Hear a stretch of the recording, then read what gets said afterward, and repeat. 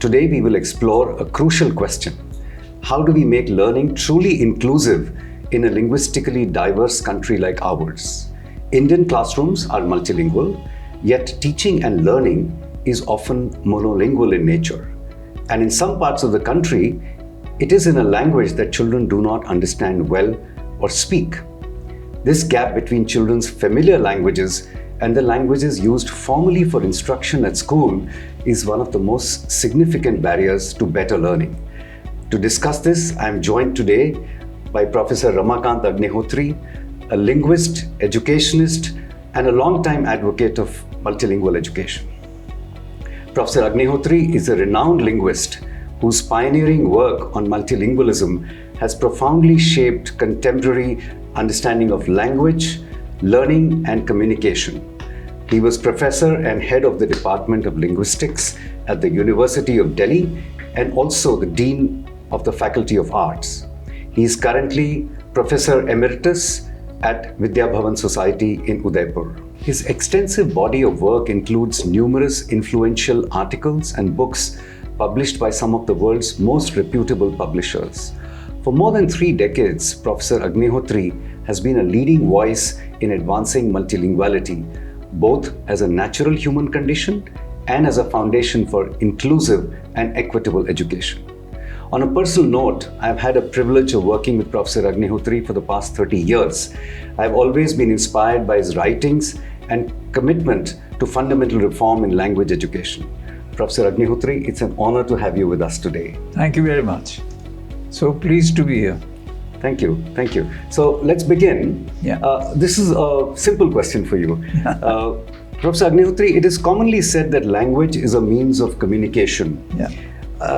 Does it seem like a limited definition of language, especially in the context of language and language teaching and education? Yeah, I mean, it is. It's the most general response to the question, what is language? And I think it is also the most misplaced. Because, first of all, you use language a lot to talk to yourself. Right. That is one point that people often forget. Then there are, several psychological and sociological aspects of language which must be subsumed under the definition of language. Okay? Right. It is not just that language is a means of communication. It constructs your whole self. It's constitutive of you. Everything that is around you is constructed through language.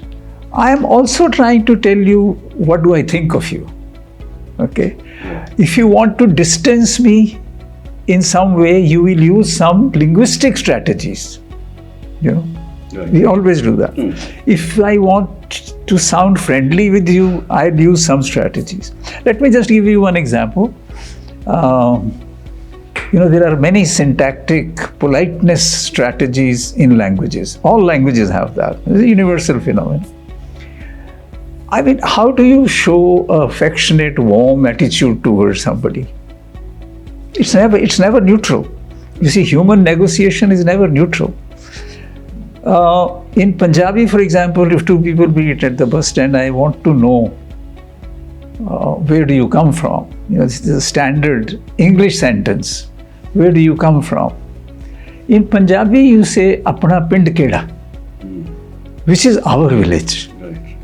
So, there is already an inclusion that I'm not asking you. Meaning is which is your village, but I'm asking you, which is our village. Right. So this is a syntactic strategy, which sort of brings people closer and make them feel warmer. So these are some sociological. I could go on, but I just gave you an example. And then there are features that people should know, that they talk about language as a means of communication. Then they are talking about something which can be said a language. Right. Okay, they are always thinking of a language. Now, as we will probably discuss later, I think a phenomena like a language does not exist. Okay? Right. So we'll come to that. But I think the definition of language must be far more deep-rooted and better understood than this. Just to add another dimension to it, that people who say language is a means of communication, I think they do not appreciate the fact that a large number of things at the level of sounds, at the level of words, at the level of sentences, at the level of discourse are common to all human languages. They are shared by all human languages. So if you have that awareness, then you think about language differently.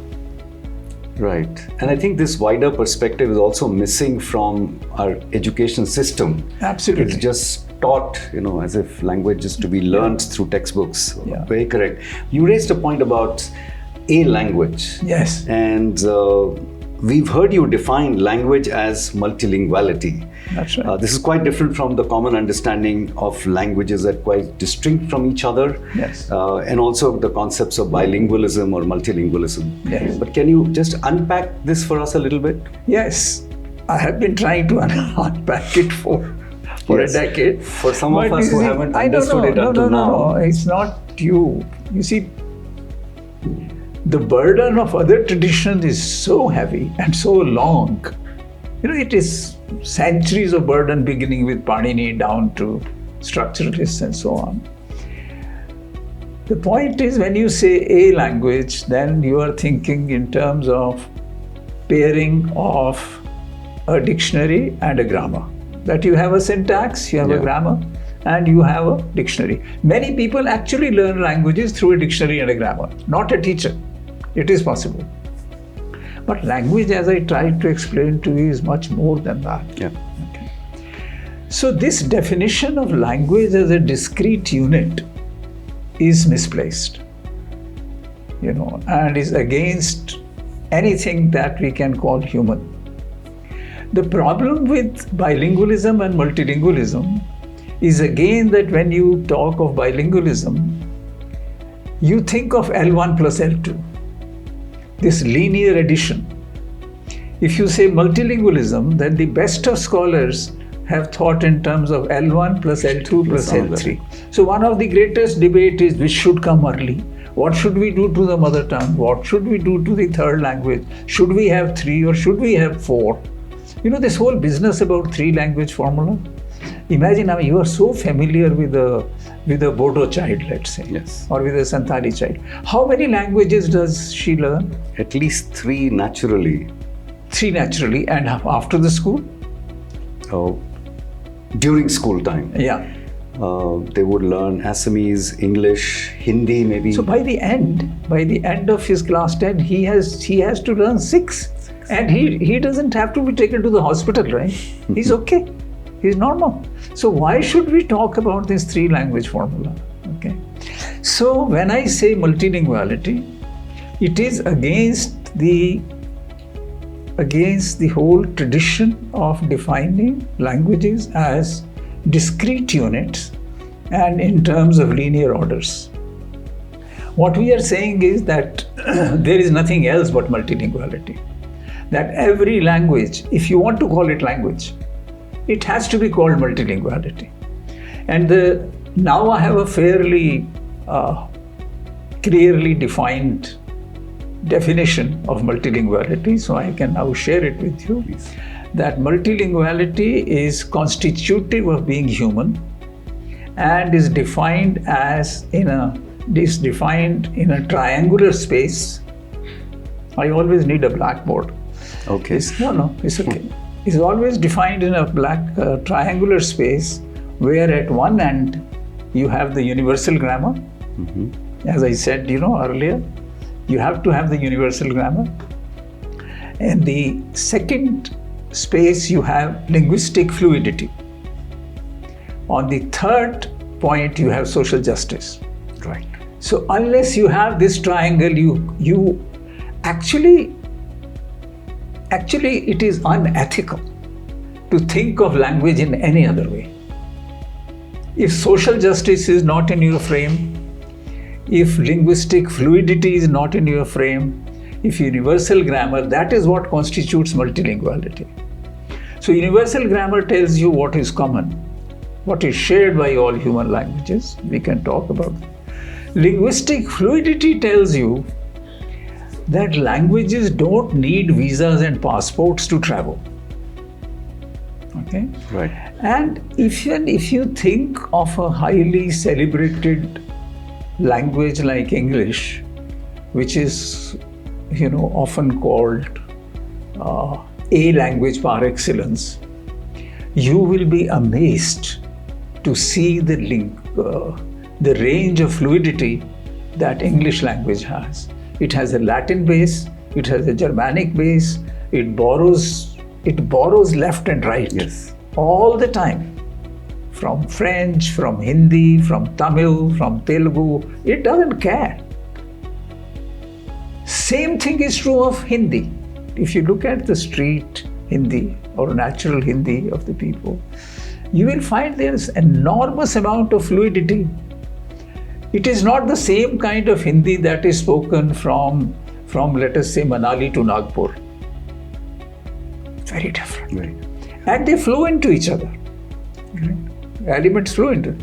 So linguistic fluidity is a very important point in the concept of multilinguality. That languages are free to mix with each other.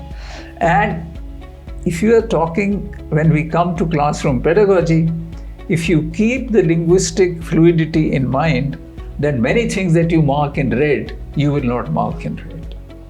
Absolutely. Yeah. No, I think the learning for me in this has been about linguistic fluidity and social justice as two essential components of anyone who says you're working on a multilingual kind of approach. Absolutely. You cannot assume that, and I think we are also as Language and Learning Foundation still trapped in an L1, L2, L3, though we recognize that languages are quite different. You cannot put labels, but somewhere to give structure to it, we also get into an L1, L2, L3. So this is really very important for us. Related to this is a question about why should a multilingual approach to education, especially early stages of education, be a national priority for India at this stage?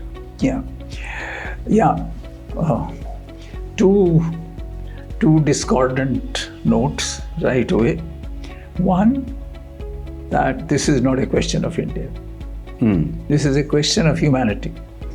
All humanity is multilingual, and we can talk about it a lot. All humanity. Right.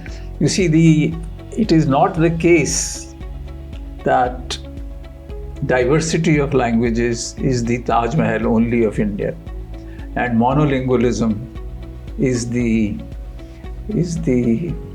what should I say?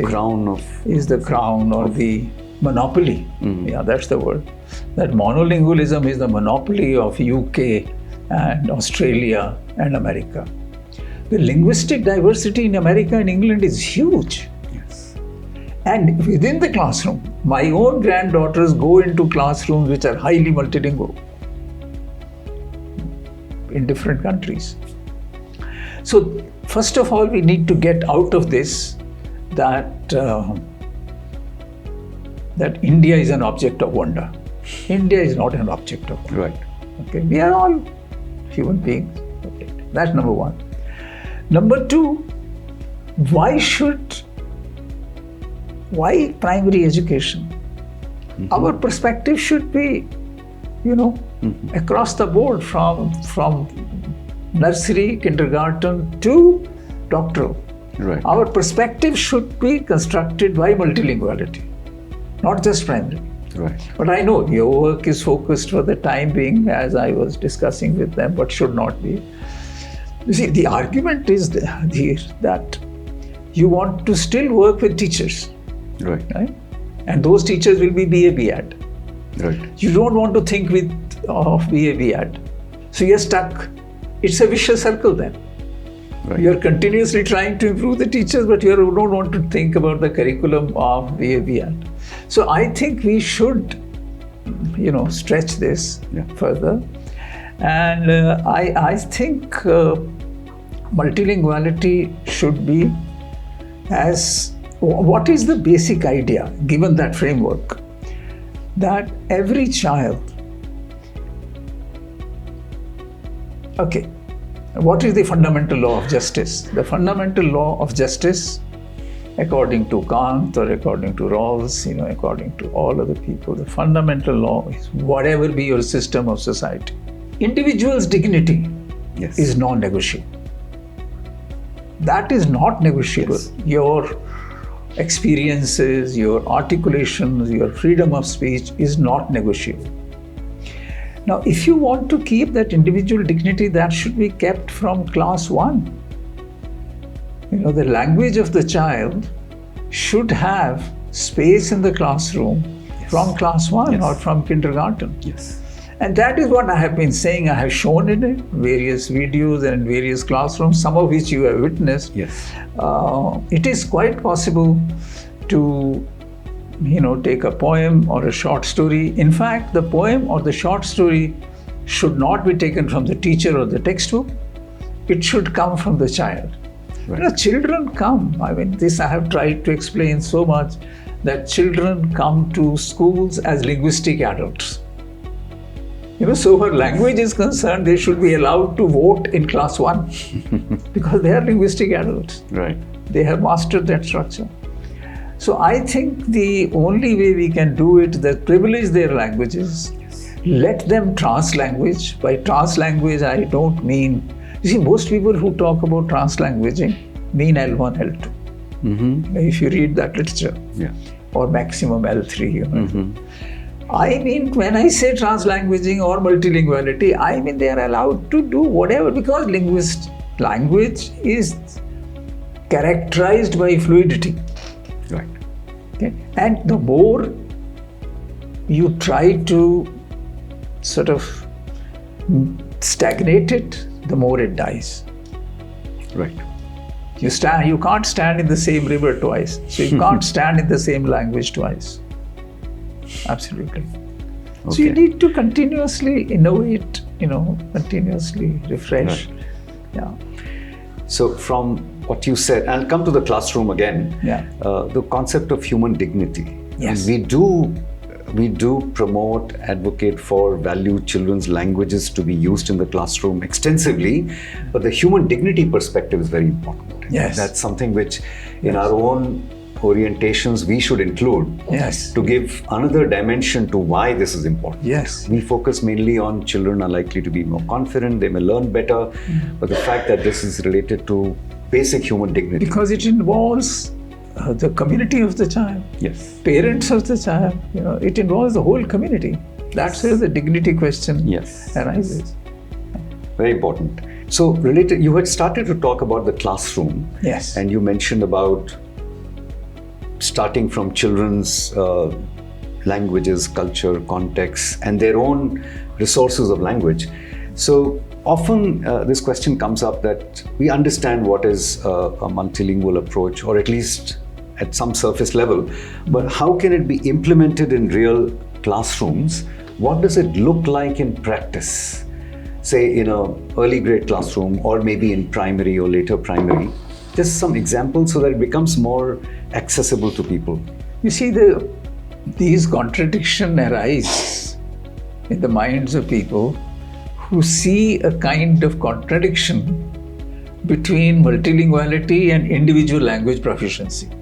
Now that's where the contradictions arise. कि जी बड़ा आप multilinguality करते रहते हो, पर ये Hindi English आसमीज का क्या करें? और इसमें टेस्ट होगा, इसमें टेस्ट होगा, बिल्कुल टेस्ट होगा. तो मैं ये कह रहा हूँ कि इसमें there is no contradiction. Treating language as multilinguality, because each one of those languages that you are talking about are also multilinguality. So let's not forget that. There is no discrete thing called Assamese. There is no discrete thing called English. We make them so, but what I am saying is that if a child is allowed this kind of freedom, he or she will only improve in the individual languages. And we have seen the greater the exposure. You know that you must have seen that video, South Africa video, 15 minutes. Now you see in 20 minutes, those kids are so creative. They are formulating rules. What more do you want? They are formulating cognitive rules. So all such activities can be done. Translation becomes a big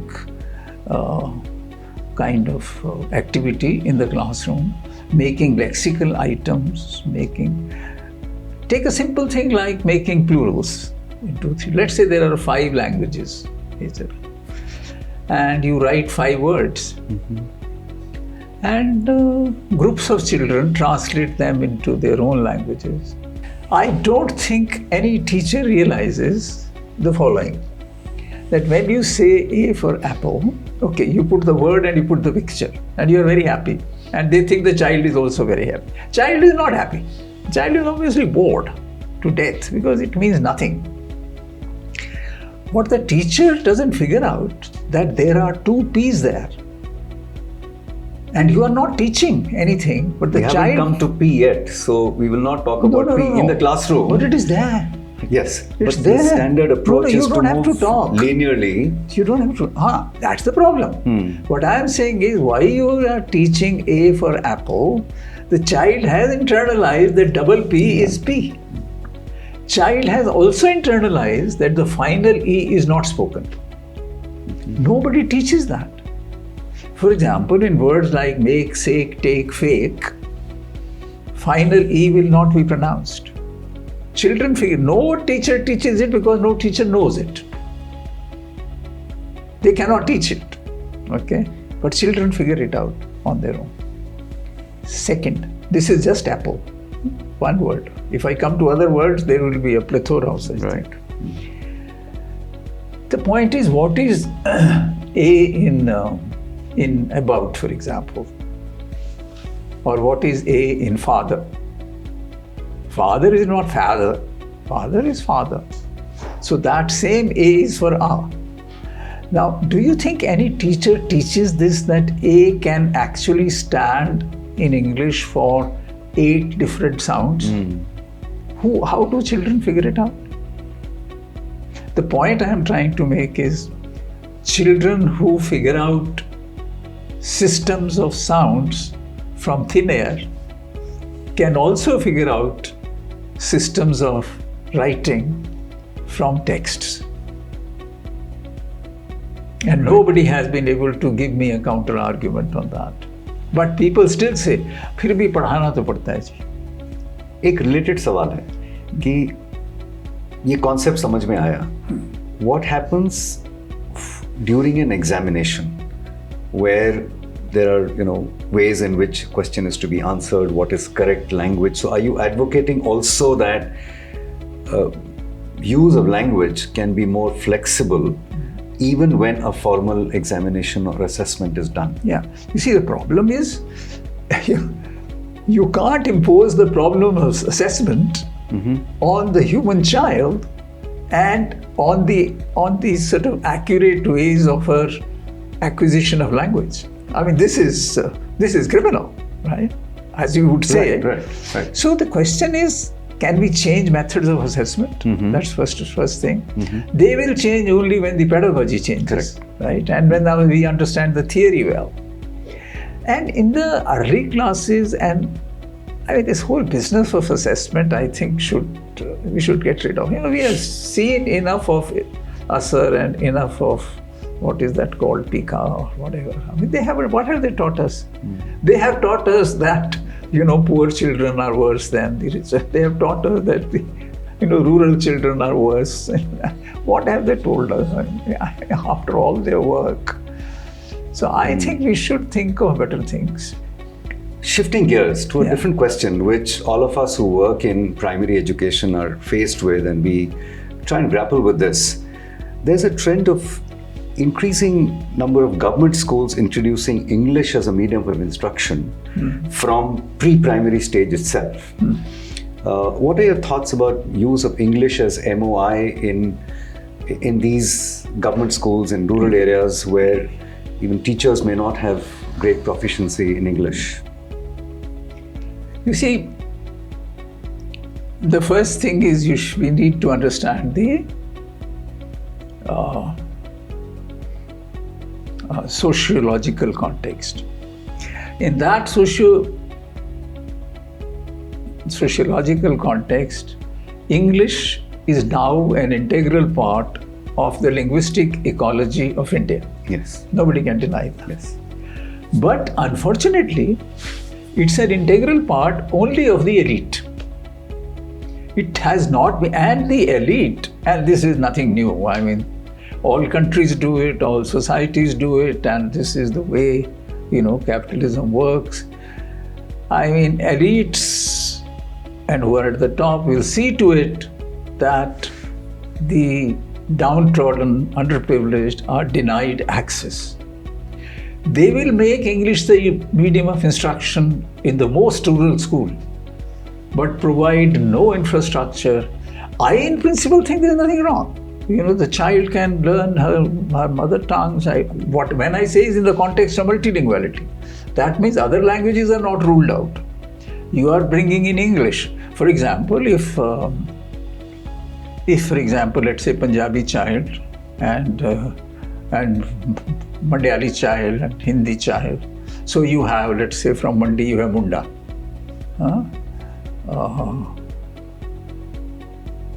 Matha. In Malayali, from Mandi in Himachal, you have Matha, and in Punjabi, you have Munda, you have Ladka, you have boy.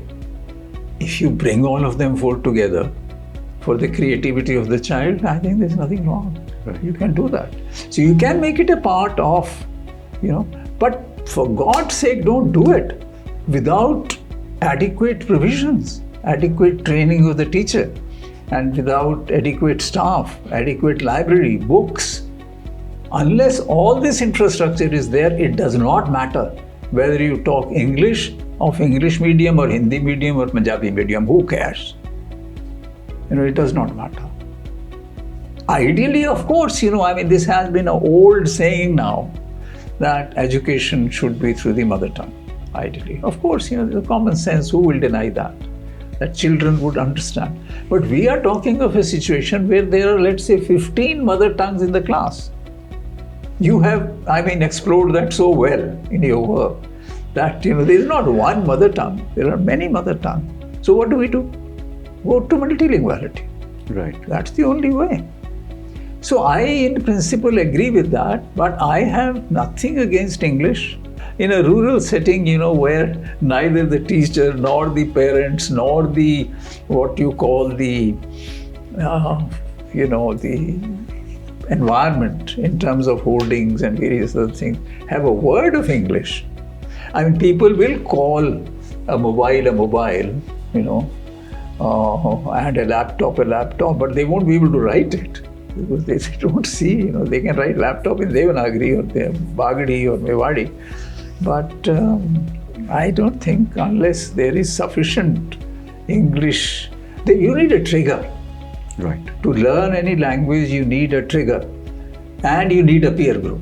If neither the trigger is there, nor the peer group, nor any support at home, it's criminal. It's criminal to children to, impose English or, for that matter, Hindi or any other language. Right. Yeah. Professor Agnihotri, I think very insightful responses, a lot to learn from. I wanted to ask you one last question. Yeah. What do you think is the future of a multilingual approach to education at different stages in Indian education system? Yeah, you see, the hope can be within the parameters that I have described. If those parameters are not there, then there is no hope. Then, we can keep on printing brochures and, showing classrooms, but nothing substantive would happen. There will not be cognitive jumps. Right.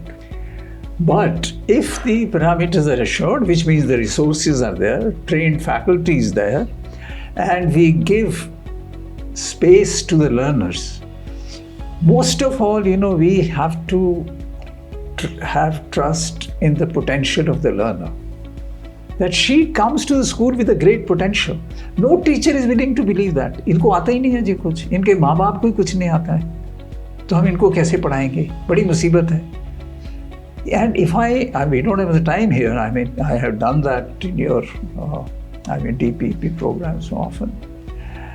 I mean, the learner comes with an enormous potential, linguistic potential, spatial potential, sociological potential to you, already acquired. Yes. And you turn that child into almost a non-learner, at the end of the day. I mean, what are we doing? So I think across the world, there is great hope for multilinguality. If it is conceptualized in the triangular space I described, if it is funded well, if the teachers are paid well, if they are trained well and trained continuously, and if learners are given the space that is due to them. Right. Yeah. The key message is about recognizing learners as people who come to school as linguistic adults, as you said. Absolutely. And to be able to think. I'm quite happy to prove that. Yes, you've done that earlier. I remember very much in Assam. Yes. We've done that with real classrooms. Thank you, Professor Agnihotri, for joining us today. This conversation reminds us that we are a multilingual society and our classrooms must strongly reflect this reality. By using children's strongest linguistic resources, we can help children grow to their full potential. A multilingual approach that draws on children's local contexts, culture, and lived experiences is key to an inclusive and equitable education. This will help children be more confident, more actively engaged, and learn better. At Language and Learning Foundation, we are highly focused on privileging children's languages and making classrooms environments more multilingual. Of course, we have a lot to learn, and this particular conversation will help us reflect, and our teams will continue the conversation with you. Thank you so much for joining us today. Thank you. Thank you.